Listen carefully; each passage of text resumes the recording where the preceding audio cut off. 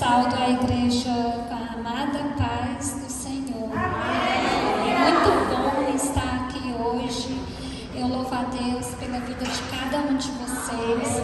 Eu agradeço a pastora, o pastor, por essa oportunidade de estar aqui, por eles terem concedido, a irmã Ivone, do Círculo de Oração, a todos os irmãos da Igreja do Jardim Esmeralda.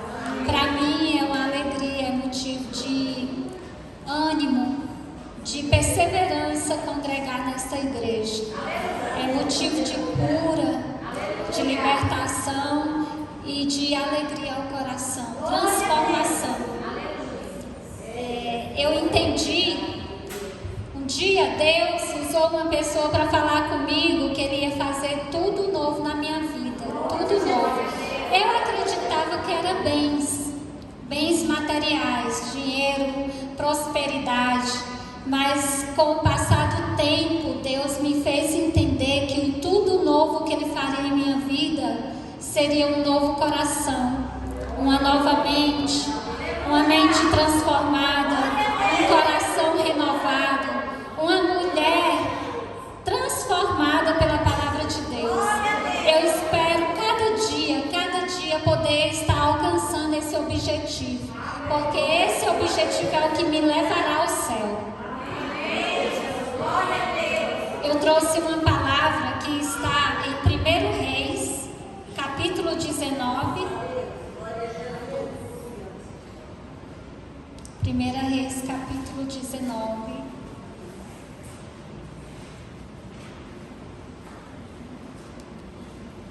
A partir do versículo 3.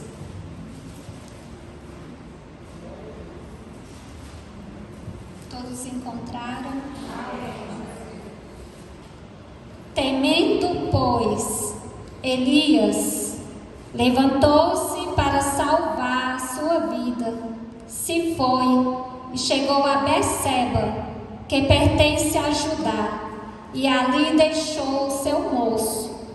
Ele mesmo, porém, se foi ao deserto, caminho de um dia, e veio e se assentou debaixo de um zimbro, e pediu para si a morte, e disse: basta, toma agora, ó Senhor, a minha alma, pois não sou melhor do que os meus pais. Deitou-se e dormiu debaixo do zimbro. Eis que um anjo tocou e lhe disse: levanta-te e come. Saltando aqui para o versículo 9, ali entrou numa caverna onde passou a noite. E eis que ele veio a palavra do Senhor e lhe disse: que fazes aqui, Elias? Ele respondeu: tenho sido zeloso pelo Senhor, Deus dos exércitos, porque os filhos de Israel deixaram a tua aliança, derribaram os teus altares e mataram os teus profetas à espada. E eu fiquei só, e procuram tirar minha vida. Disse-lhe Deus: sai e põe-te nesse monte perante o Senhor. Eis que passava o Senhor, e um grande e forte vento fendia os montes, e despedaçava as penhas diante do Senhor. Porém o Senhor não estava no vento. Depois do vento, um terremoto, mas o Senhor não estava no terremoto. Depois do terremoto, um fogo, mas o Senhor não estava no fogo. E depois do fogo, um cício tranquilo e suave. Até aqui. Amém. Eu quero falar através dessa leitura de 1 Reis. Todos sabemos, conhecemos na Bíblia a história dos livros de Reis.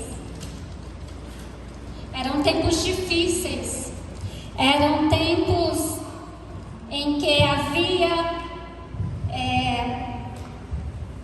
separação, era tempo em que havia lutas, mas também era tempo em que acontecia ali final do reinado de Davi, o início do reinado de Salomão, e também Deus levantando profetas. Deus levantou ali o profeta Elias. Nós sabemos que ele era tesbita, mas a Bíblia não dá muitas informações sobre Elias. Ela não fala detalhes sobre a vida deste profeta que Deus levantou. Nós sabemos a semelhança de Elias com João Batista, na maneira de se vestir, na maneira de viver no deserto. Ele aparecia, ele trazia os recados de Deus. Eram tempos em que havia idolatria, eram tempos em que o pior reinado de Israel estava nas mãos de um homem chamado Acabe. Ele foi considerado na época o pior rei de Israel, Acabe, casado com a sírio-fenícia Jezabel, uma mulher idólatra, uma mulher que queria levantar dentro de Israel, ela queria tirar a adoração ao Deus Altíssimo e queria levantar a adoração a um Deus pagão chamado Baal. Ela queria tirar de Israel a essência.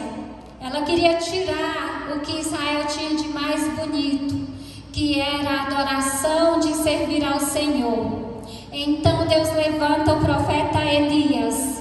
E Elias, ele esteve, nós vemos nos capítulos anteriores, a partir do capítulo 16, passando pelo capítulo 17, até chegar ao capítulo 19, nós vemos ali que Elias enfrentou os profetas de Baal. Elias, ele tentou convencer, acredito eu, que ali era para convencer Acabe sobre ele realmente se converter, porque Acabe dizia que servia ao Senhor Deus de Israel, porém as suas ações elas não condiziam com as suas palavras, porque ele resolveu idolatrar o Deus Baal. Ele resolveu construir um edifício de adoração a esse Deus, que era tido ali como um Deus da agricultura, da tempestade. Porém, Elias veio e o nosso Deus de Israel, ele veio através de Elias, a palavra do Senhor dizendo que durante 3 anos não choveria em Israel.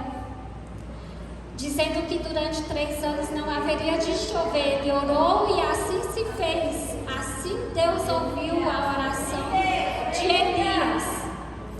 E então Israel ficou sem chover. Isso foi uma afronta para Jezabel por adoração àquele Deus pagão Baal, que era, segundo eles, o Deus da agricultura, da prosperidade, da fertilidade.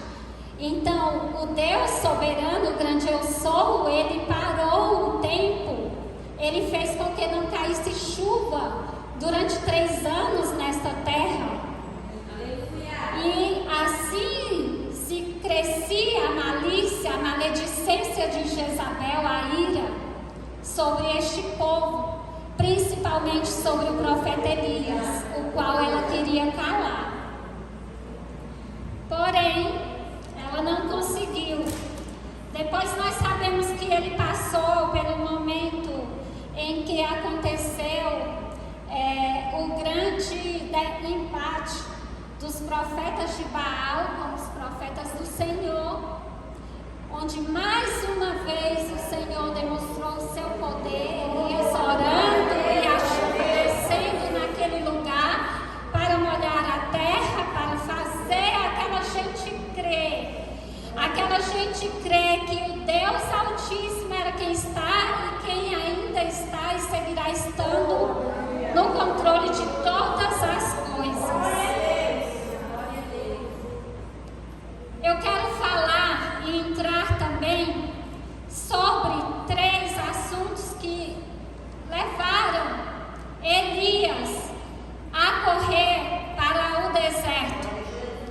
Eu quero falar aqui sobre grandes homens de Deus que sofreram depressão na sua vida.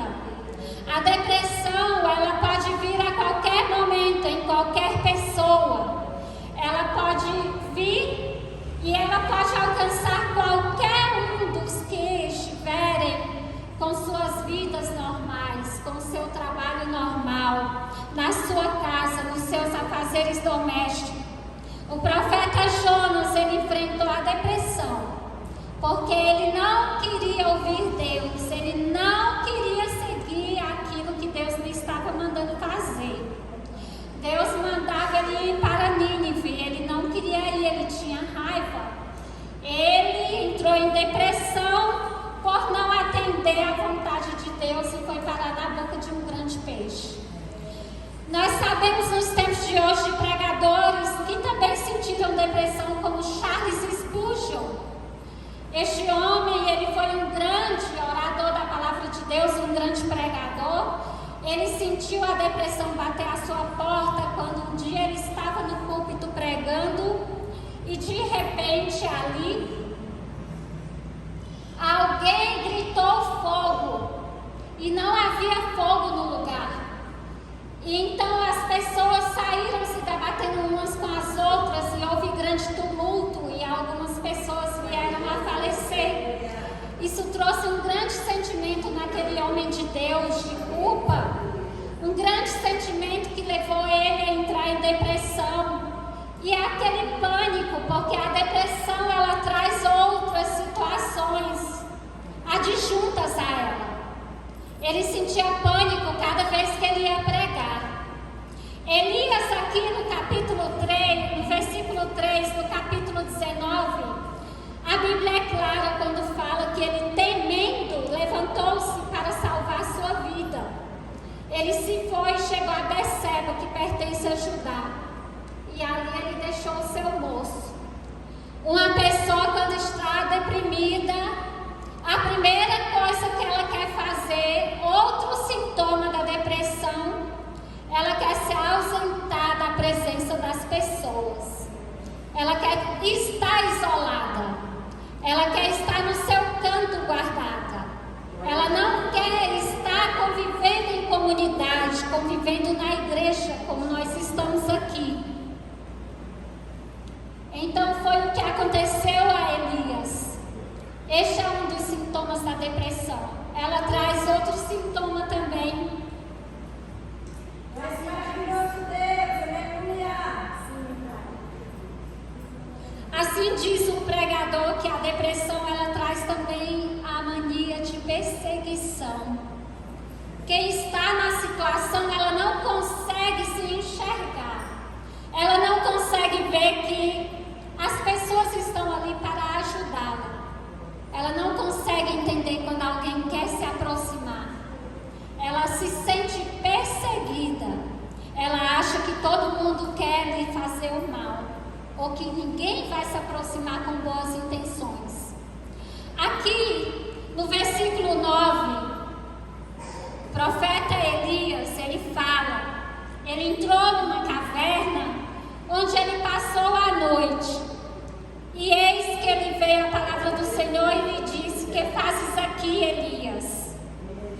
Ele respondeu: tenho sido zeloso pelo Senhor Deus dos exércitos, porque filhos de Israel deixaram tua aliança, derrubaram teus altares, mataram teus profetas e fiquei eu só. Procuraram tirar minha vida. Veja bem aqui o que fala Elias. Ele diz claramente que tentaram tirar-lhe a vida. Ele fala que ficou sozinho. A depressão faz isso. Você pode estar em meio a tantas pessoas e você vai se ver só. Às vezes você vai olhar a pessoa, vai achar ela estranha. Você vai ver ela de uma forma que muitas vezes ela não denota uma aparência amigável, vamos dizer assim. É sistemática, é diferente, é difícil. Quem não é difícil nessa vida, meus irmãos? Quem não é difícil neste mundo em que vivemos?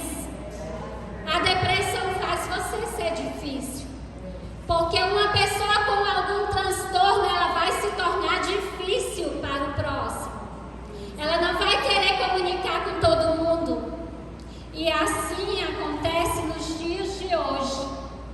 Elias, ele estava cansado, esgotado, devido a tanta luta, a tanta situação. Elias, ele teve um capítulo, eu creio que foi no 16, ele teve que ir para a casa de uma mulher viúva pobre. Olha o que faz a depressão. Ele foi para a casa de uma mulher que nada tinha a oferecer, e o pouco que tinha o Senhor mandou dar para Elias. Quantas e quantas vezes a gente, em nosso momento depressivo, irmão, Deus levanta o anônimo, Deus levanta alguém que você não está esperando, para te ajudar, para te tirar da caverna, para levantar, para te estender a mão, quando você não tem coragem de levantar. Quantas e quantas vezes o Senhor, Ele faz isso? Quantas vezes o Senhor levanta alguém que você não sabe como está entre quatro paredes? Você não sabe a dor do outro, mas ainda com sua dor, ainda com suas lutas, ainda com tudo que tem que carregar, que tem que enfrentar, Ele estende a mão para aquele que está precisando e necessitado. É preciso estar atento para entender. É preciso ter visão para compreender. Quantas e quantas vezes queremos deixar para trás? A pastora acabou de falar uma situação que ela viveu. Será que essa situação é de agora? Eu não acredito que seja de agora. Eu acredito que tem muito tempo, como outras situações, como a minha situação. Mas ela estendeu a mão. Ela não tem coragem de abandonar. Ela pode impor limites, mas ela continuará sendo a mulher que estendeu a mão e que vai ajudar. E nós, e vocês também, porque Deus chamou cada um para uma missão. Cada um Deus chamou para uma missão. Aqui nós sabemos que a depressão, ela muitas vezes ela é na saúde, muitas vezes é do apoio, muitas vezes é a ausência de uma amizade, muitas vezes é um luto, como falou a irmã Eliane. Graças a Deus que a família dela é cristã, mas é aqueles que não têm Jesus que enfrentam a depressão por um luto. Será que sempre vai ter alguém para lhe estender a mão? Ainda que seja uma palavra, ainda que seja uma palavra, porque muitas vezes é somente uma palavra que a gente necessita, nada mais. É somente uma palavra, ou somente alguém para escutar. Glória a Deus. E assim, Deus levanta Elias. O nome dele quer dizer Jeová é Deus, mas nós sabemos que Elias era um varão de Deus. Não sabe-se nada, né? Como eu falei antes, do seu passado. Elias, ele aprendeu com essas situações que ele passou a importância de obedecer a Deus e confiar incondicionalmente. Deus alimentou ele com pão, com carne, enviando o povo 2 vezes ao dia. Mas sabe qual é o melhor remédio para uma pessoa depressiva? Como Deus viu que Elias estava desocupado quando ele perguntou o que está fazendo Elias, Deus resolveu dar a Elias trabalho. Deus resolveu dar a Elias algo para fazer. Mente desocupada, muitas vezes, não ajuda a ser curado. Pessoas ocupadas, elas não têm tempo para ficar no vácuo.